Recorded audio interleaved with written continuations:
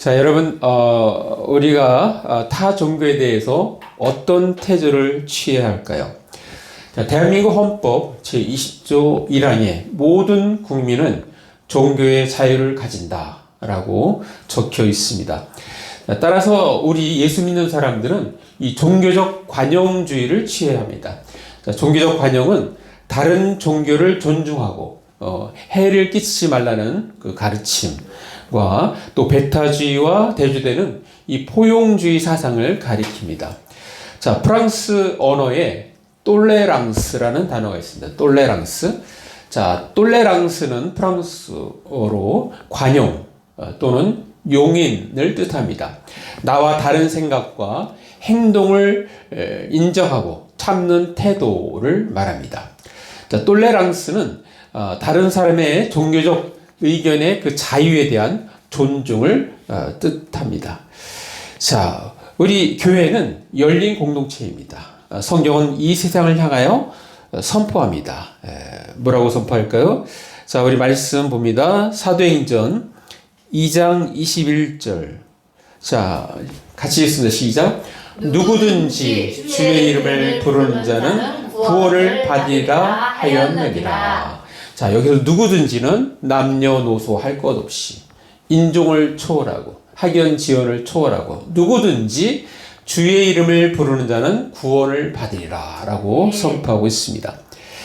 자, 오늘 본문은 예수님의 이름으로 능력을 행하는 귀신을 내쫓는 그런 예수님의 제자 중에 한 사람인 요한이 그 모습을 보고 그들에게 주의를 줍니다. 그리고 그들에게 하지 말라고 그만하고 그렇게 요청을 합니다. 왜냐하면 그들은 우리를 따르지 않고 우리와 함께하지 않는 사람이기 때문에 그렇습니다. 벌써 예수님과 제자들과의 그 사역 외에도 다른 곳에서도 막 주의 이름으로 능력을 행하는 사람들이 막 나타나기 시작한 거예요. 그러니까 그 부분에 대해서 왜 우리를 따르지 않는 사람이 당신이 왜 그렇게 예수의 이름으로 능력을 행하느냐, 귀신을 내쫓느냐 라고 하면서 그것을 금하게 했다고 하면서 예수님께 이제 보고를 하는 거예요. 그랬더니 예수님이 뭐라고 말씀하십니까? 그들을 금하지 말라. 그들을 금하지 말라라고 말씀합니다. 자, 교회는 열린 공동체입니다. 라는 말은 어떤 의미가 있을까요? 어떤 의미? 자, 열린 공동체라는 말은 자, 폐쇄적이지 않다는 의미가 있습니다. 자, 그러므로 남녀노소, 학연, 지연을 초월해서 누구나 올 수 있다는 것입니다. 관용의 정신이 있다는 것입니다. 개방적이라는 것입니다. 자, 이를 모범적으로 잘 보여준 분이 바로 우리가 믿는 예수님이십니다. 자, 예수님께서 유대에서 예루살렘에 가는데 갈릴리로 가시는데 그 중간에 지역에 지나갈 지역이 사마리아 지역이에요. 사마리아. 자, 사마리아 지역을 가시다가 예수님께서 잠시 이제 우물가 곁에 앉아서 쉬고 있었어요. 제자들은 먹을 때가 됐기 때문에 동네에 가서 이제 먹을 것을 구하러 갔어요. 자, 그때 한 여인이 오는 거예요. 그 여인은 사마리아인 여인입니다. 자, 그 여인이 우물가로 왔는데 예수님이 먼저 말을 거시는 거예요. 물을 좀 달라고 그렇게 말을 건넵니다. 자, 그때 그 물을 달라고 건넬 때 그 사마리아 여인이 이런 말을 해요. 자, 우리 요한복음 4장 9절 말씀. 자, 우리 한번 같이 읽습니다. 시작. 사마리아 여자가 이르되 당신은 유대인으로서 어찌하여 사마리아 여자인 나에게 물을 달라 하나이까 하니 이는 유대인이 사마리아인과 상종하지 아니함이러라. 예. 자, 사마리아는 북이스라엘 지역이란 말이에요. 그러니까 분열 왕국 때 북이스라엘 지역이에요. 근데 아수르로부터 망했잖아요. 근데 아수르의 정책이 어떤 정책이었냐면 민족을 이렇게 혼합시키는 정책이었어요. 혼합. 그러니까 막 유대인들은 유대인들하고 막 결혼을 하는데 그거를 못하게 막 하면서 뭐 유대인과 다른 민족 막 이렇게 혼합 정책을 하니까 유대인의 그 정통성이 사라지는 거잖아요. 그런 지역이 이제 사마리아, 북이스라엘의 그 수도가 사마리아거든요. 자, 그래서 남유다는 나름대로 정통성, 그 혈통을 지켜왔기 때문에 바벨론에서는 그걸 다 인정을 해줬기 때문에 결국에는 남유다는 계속해서 그 전통상을 이어갈 수 있었던 거예요. 자, 그래서 남쪽 유다에 있는 사람들은 사마리아인 출신들을 어떻게 생각합니까? 그들은 이방인하고 똑같이 생각하는 거예요. 개라고 막 이렇게 취급하면서 이방인과 똑같이 취급합니다. 자, 그런데 오늘 이 말씀을 보면은 자, 어떤 인식이었는지 우리가 짐작을 할 수 있잖아요. 이렇게 예수님이 물을 달라고 하니까 대뜸 그냥 물을 주면 되는데 단둘이 있잖아요. 그죠? 그냥 물을 주면 되는데 이 여자가 뭐라고 얘기해요? 아니 어떻게 당신은 유대인인데 나한테 말을 거느냐 이거야. 나한테. 사마리인은 나한테 말을 거느냐. 그때 당시에는 무슨 얘기예요? 서로 대화도 없었다는 거예요. 상종도 하지 않았다는 거예요. 예. 자, 그렇게 아주 배타적인 그러한 관계가 바로 유대인과 사마리아인과의 관계였습니다. 자, 그 대화 중에 예수님께서 우물물을 매개로 자, 이런 말씀을 하십니다. 자, 요한복음 4장 14절 말씀. 자, 우리 한번 같이 읽습니다. 시작. 내가 주는 물을 마시는 자는 영원히 목마르지 아니하리니 내가 주는 물은 그 속에서 영생하도록 솟아나는 샘물이 되리라. 예. 자, 지금 물로 시작해서 이제 샘물 얘기를 하는데, 이 물은 그야말로 육체가 먹는 그 물은 먹으면 또 지나가면 또 목마르잖아요. 예, 목마르지만, 그러나 내가 주는 물은 영생하도록 솟아나는 샘물이 되리라. 이 샘물은 유대인이건 사마리아건 상관없이 누구든지 마실 수 있다는 거예요. 네. 바로 내가 너에게 목마르지 아니하는 샘물을 주겠다라고 하면서 샘물 말씀을 하십니다. 자, 여기도 똑같이 누구든지 그렇습니다. 남녀노소, 학연, 지연, 인종과 상관없이 목마른 자는 와서 예수님께서 주시는 물을 마시면 되는 것입니다. 자, 이것은 성경 전체를 통해서 일관성 있게 우리 말씀해 주시는데요. 자, 우리 말씀 또 추가로 보겠습니다. 요한계시록 21장 6절 말씀. 자, 우리 같이 읽습니다. 시작. 또 내게 말씀하시되 이루었도다. 나는 알파와 오메가요 처음과 마지막이라. 내가 생명수 샘물을 목마른 자에게 값없이 주리니. 예. 자, 우리 예수님은 어떤 분이에요? 알파와 오메가야. 예. 그리고 처음과 마지막이십니다. 자, 이분이 생명수 샘물을 주시는데 누구한테 준다고요? 목마른 자에게. 그러니까 정말 우리 일반 사람들, 세상 사람들한테 필요한 건 뭐냐? 목마름이 굉장히 그 사람한테는 복인 거예요. 목마른 자에게는 와라 이거야. 내가 너에게 목마르지 아니하는 샘물을 주겠다는 거야. 그러니까 목마름을 느끼는 사람은 예수님께 올 확률이 높은 거죠. 그리고 그는 이 샘물을 마시면 이제는 다른 데 눈 돌리지 않고 오직 예수님께 집중하게 될 것입니다. 자, 이 말씀, 세상 사람들이 어떤 태도를 취해야 되는지 우리 그 말씀 잠깐 보겠습니다. 자, 마태복음 5장 6절 말씀. 자, 우리 같이 읽습니다. 시작. 의에 줄이고 목마른 자는 복이 있나니 그들이 배부를 것이며. 예, 의에 줄인 사람은 복이 있다는 거야. 왜? 의에 줄인 사람은 결국 예수님께 나오게 되고 예수님으로부터 그 체험을 있기 때문에 결국은 의에 목마른 자는 결국은 생명수이신 예수님을 만나게 되는 거예요. 그러니까 복을 받게 되는 것이죠.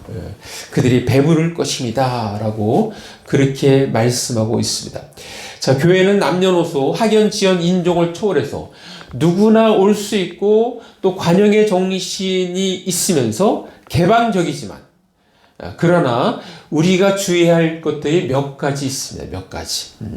자, 단호히 배격해야 할 거 세 가지만 말씀드리겠습니다. 첫 번째는 우리가 늘 얘기했듯이 죄에 대해서는 배격해야 된다. 죄에 대해서는. 그래서 이렇게 교회 공동체를 막 죄로 물들게 한다? 이건 안 되는 거죠. 그 죄에 대해서는 배격해야 되는 거예요. 자, 우리가 잘 알듯이 예수님께서 이렇게 사역하실 때 바리새인 서기관들이 간음하다가 현장에서 발각한 여인을 데려왔어요. 모세는 이러한 여인을 돌로 쳐 죽이라 했는데 당신은 어떻게 하겠습니까? 근데 예수님께서 어떻게 했어요?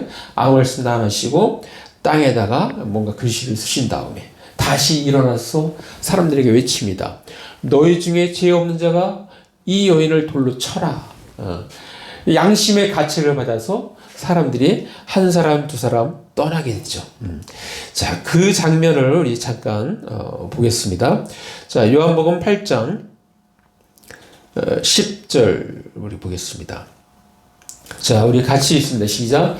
예수께서 일어나사 여자 위에 아무도 없는 것을 보시고 이르시되 여자야, 너를 고발하던 그들이 어디 있느냐?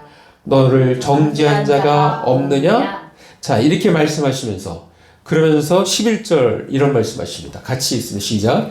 대답하되 주여 없나이다. 예수께서 이르시되 나도 너를 정죄하지 아니하노니 가서 다시는 죄를 범하지 말라 하시니라. 네.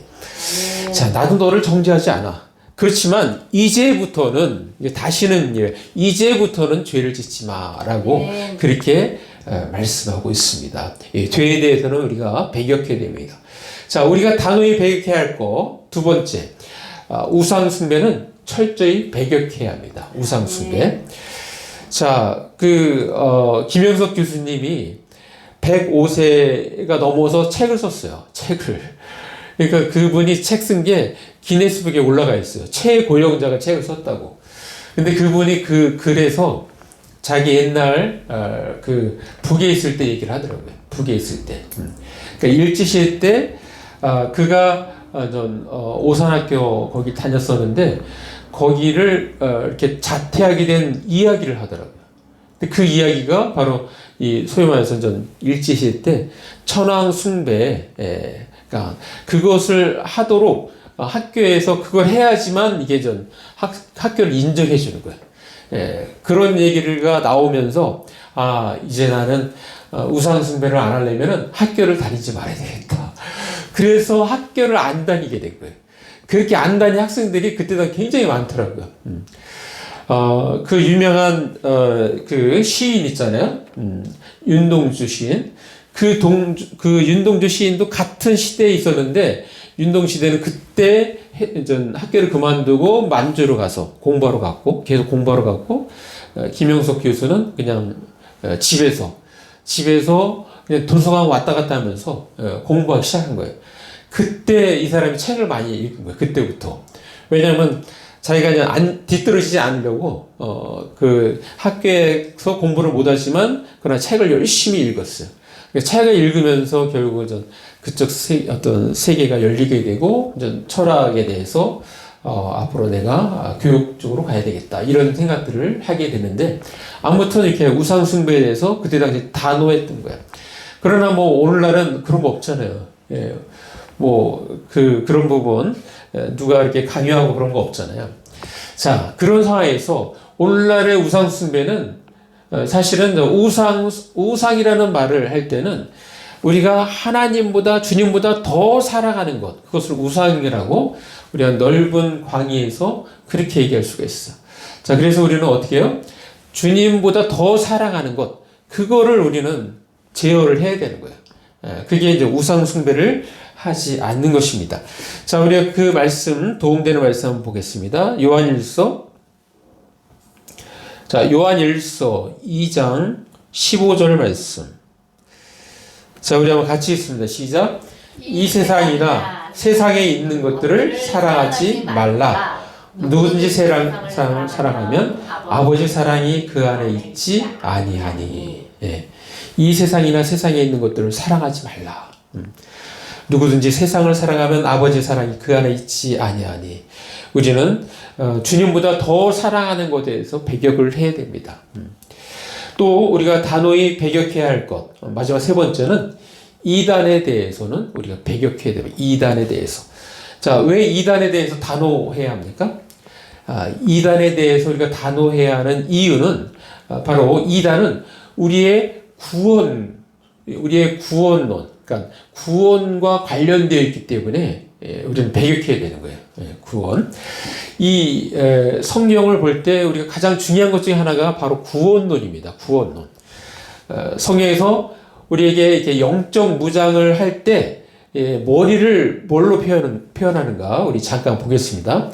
하나님께서 우리에게 전신갑주를 입어라, 영적으로 무장하라 그러면서 머리를 어떻게 표현하는가 우리 잠깐 보겠습니다. 자, 에베소서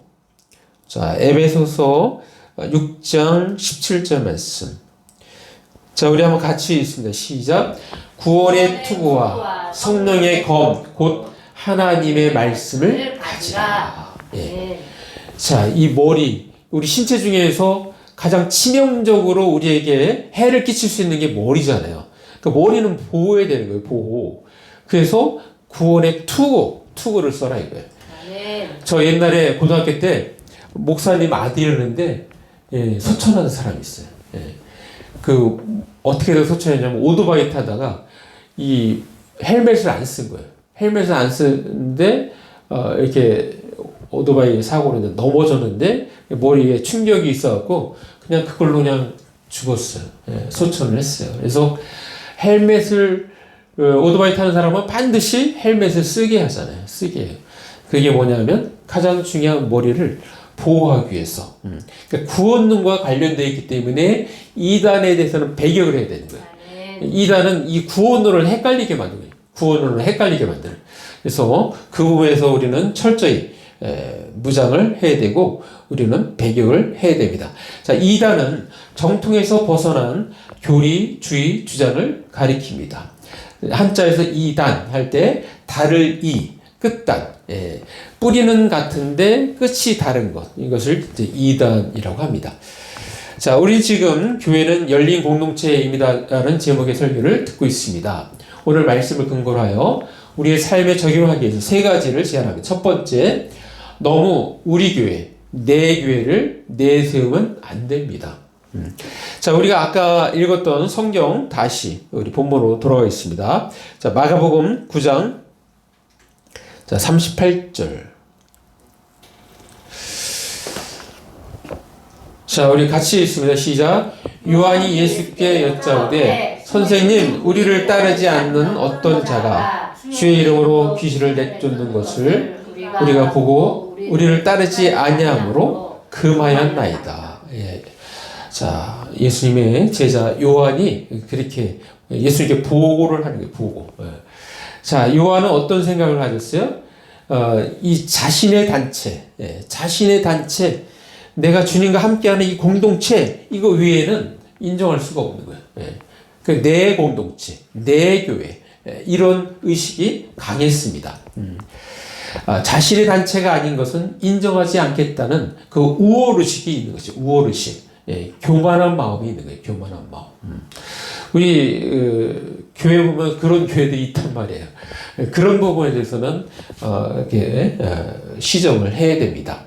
자, 이때 예수님께서 뭐라고 말씀하세요? 아까 말씀에 우리가 읽었듯이 마가복음 9장 39절 제가 있습니다. 예수께서 이르시되 금하지 말라. 내 이름을 의탁하여 능한 일을 행하고 즉시로 나를 비방할 자가 없느니라. 자, 40절 같이 있습니다. 우리를 반대하지 않는 자는 우리를 위하는 자니라. 예수님은 포용하는 넓은 마음, 그것을 소유할 것을 말씀하고 있습니다. 자, 교회는 열린 공동체입니다. 그렇다면 우리가 어떻게 해야 할까요? 두 번째는 서로 다름을 인정하는 태도를 취해야 합니다. 서로 다름. 자, 교회의 특성은 똑같지가 않습니다. 다양한 특성이 있습니다.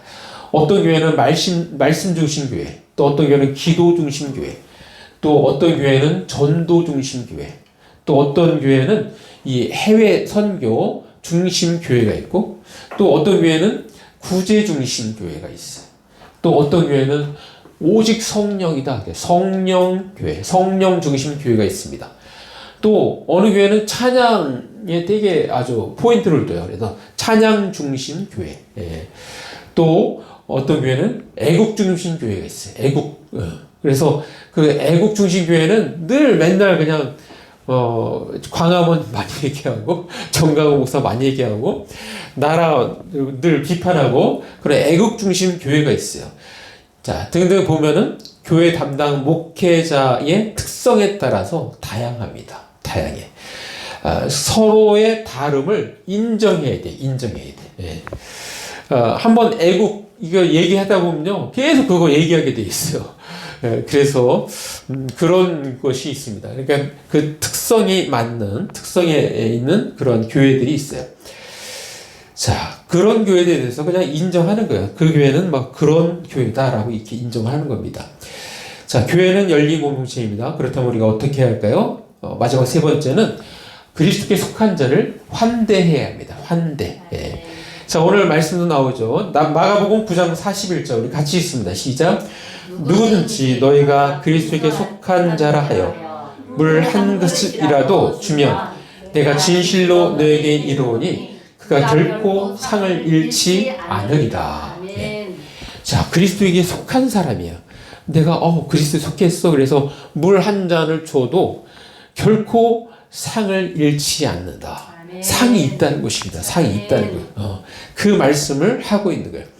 자, 그래서 우리는 그리스도에 속한 자, 우리가 환대를 해야 되는데, 자, 그럼 그리스도에 속한 자가 뭐냐, 누구냐 했을 때, 예수님께 실제 말씀하신 게 있어요.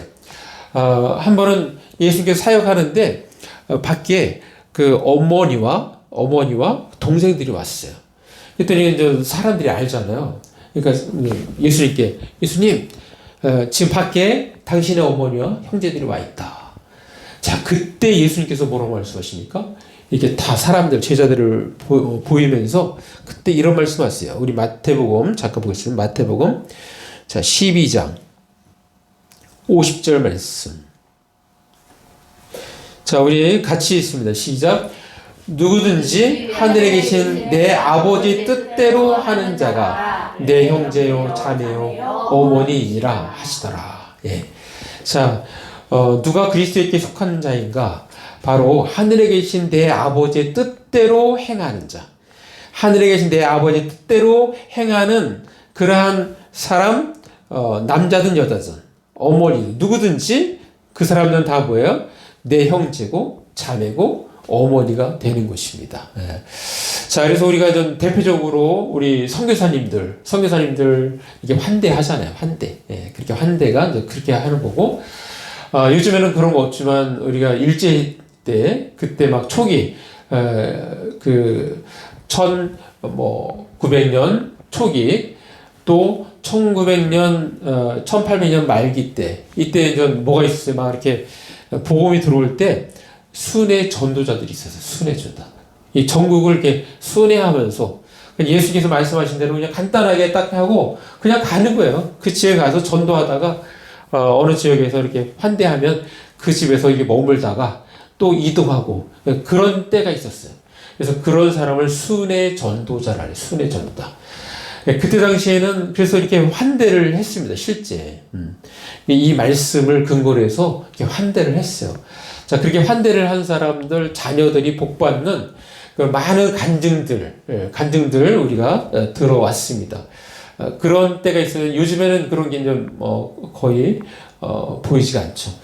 그렇지만 우리가 이렇게 전도자 또 선교사 환대하는 태도, 이런 태도가 필요합니다. 자, 한 걸음 더 나아가서 우리 말씀 하나 더 보겠습니다. 요한복음 13장 20절 말씀. 자, 우리 같이 읽습니다. 시작. 내가 진실로 너에게 이르노니 내가 보낸 자를 영접하는 자는 나를 영접하는 것이요 나를 영접하는 자는 나를 보내신 이를 영접하는 것이니라. 예. 자, 우리가 선교사님 또 전도자 말고도 누구를 이렇게 영접할 때 정말 주님을 영접하는 것처럼 주님이 보내신 자를 영접한 것처럼 우리가 받아들이면 그러면 그것이 곧 나를 영접하는 것이래요. 그렇게 인정하는 거예요. 자, 그래서 우리가 이웃에게 우리가 환대하고 그들의 친절을 베푸는 것은 바로 이러한 정신, 내가 이를 환대하고 친절하게 대하는 것이 마치 주님을 대하는 것처럼 그렇게 할 때 그것은 그대로 정말 인정을 받는 거예요. 나를 영접한 것이 되는 거예요. 나를 대접한 것이 되는 거예요. 주님은 그렇게 인정하십니다. 자, 사랑하는 남부장교 성도 여러분, 우리 교회는 닫힌 공동체가 되면 안 됩니다. 배타적인 공동체가 되어서도 안 됩니다. 우리 교회는 남녀노소 할 것 없이 누구나 환영해야 하는 것입니다. 자, 십자가를 따르는 길을 위해 함께 서 있다면 소모적인 논쟁과 편 가르기를 우리는 멈춰야 합니다. 십자가를 따르는 길을 위해 함께 서 있다면 동등한 제자 공동체의 일원으로 우리는 수용해야 합니다.